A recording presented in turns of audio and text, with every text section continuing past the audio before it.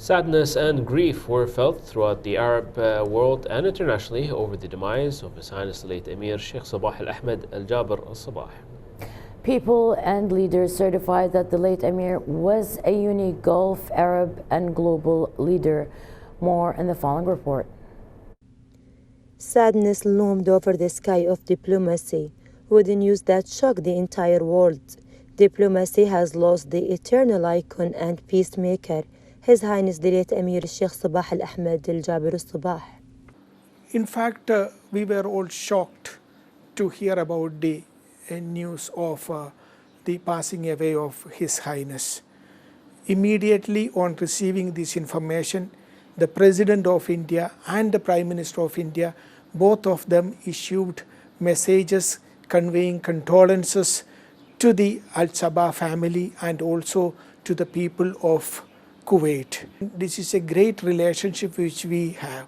In fact, Prime Minister in his message said that the world has lost a great leader, India a close friend. This was the same feeling each one of the Indians here in Kuwait and also in India felt.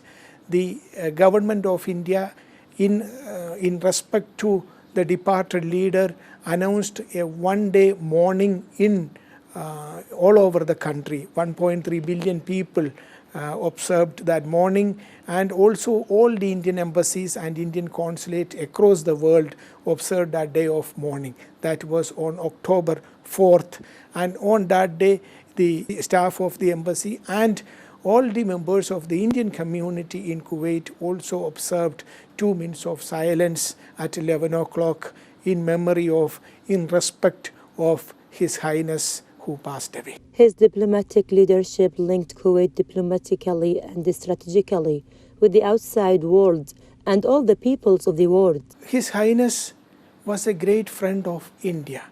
He is loved so much in India by all sections of people. In fact, he is known as a humanitarian leader. One of the first things I learned after coming here is about the contributions of His Highness in building partnership between India and Kuwait. His Highness has welcomed Indians to this country, and for Indians he was a very close fatherly kind of personality who took care of the Indians as he took care of the Kuwaiti citizens. So we are so thankful for his services to the humanity, his services to the world peace, his services to also to building our relationship between the two countries, and by looking after the Indian community in Kuwait. Under the leadership of the late Amir, Kuwait was able to be a center for decision making, and he was credited with the strengthening international relations. India and Kuwait are very close friends. This is not a relationship which we have started recently. It's an age-old relationship. Our forefathers, great forefathers, were doing business much before the independence of India. And this is a relationship built over several decades by different generations.